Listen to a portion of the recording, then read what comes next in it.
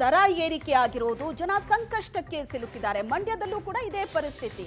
ಬೆಲೆ ಏರಿಕೆಯ ಸಂಕಷ್ಟಕ್ಕೆ ಸಿಲುಕಿದ ಮಧ್ಯಮ ವರ್ಗದ ಜನ ಆಕ್ರೋಶವನ್ನ ವ್ಯಕ್ತಪಡಿಸ್ತಾ ಇದ್ದಾರೆ. ಅಗತ್ಯ ವಸ್ತುಗಳು ದುಬಾರಿ, ಪೆಟ್ರೋಲ್ ಡೀಸೆಲ್ನ ದರ ಕೂಡ ಏರಿಕೆ ಆಗಿದೆ.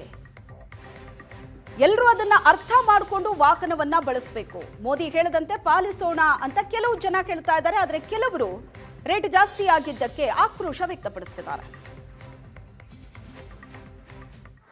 ಇವಾಗ ಗ್ಯಾಸಿಂದ ಬಳತಾ ಇದ್ದಾರೆ ಆಲ್ರೆಡಿ ಜನಗಳು. ಇವಾಗ ಪೆಟ್ರೋಲ್ ಜಾಸ್ತಿ ಆಯಿತು ಅಂದರೆ ಇನ್ನೂ ಪ್ರಾಬ್ಲಮ್ ಆಗುತ್ತೆ ಜನಗಳಿಗೆ. ಎಲ್ಲಿಗೆ ಹೋಗ್ಬೇಕು ಅಂತಲೇ ಗೊತ್ತಾಗ್ತಲ್ಲ. ಈಗ ಸದ್ಯದಲ್ಲಿ ಇವಾಗ ಕಡಿಮೆ ಆದರೆ ಒಳ್ಳೆಯದು ಅಂತ ಭಾವಿಸ್ತೀವಿ. ಜನರ ಸಾಮಾನ್ಯರಿಗೆ ಹೊರೆ ಎಂಬುದರಲ್ಲಿ ಸಂಶಯವಿಲ್ಲ.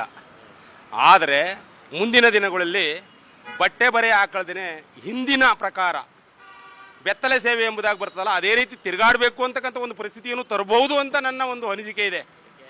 ಯಾಕೆ ಅಂತ ಅಂದರೆ ಇವರು ಸನ್ಯಾಸಿ ವರ್ಗಕ್ಕೆ ಸೇರ್ತಿರ್ತಕ್ಕಂಥವ್ರು.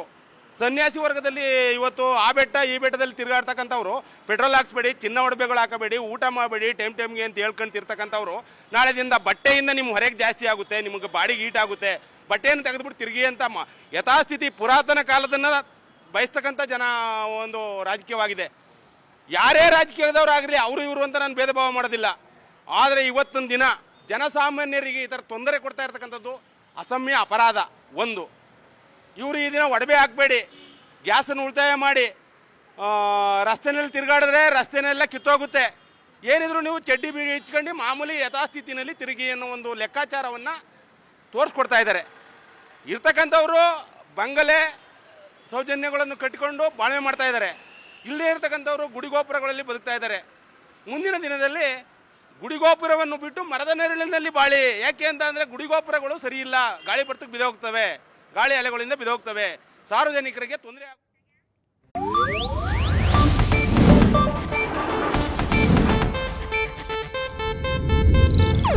ಇದು ಏಷ್ಯಾನೆಟ್ ನ್ಯೂಸ್ ನೆಟ್ವರ್ಕ್ ಪ್ರಸ್ತುತಿ.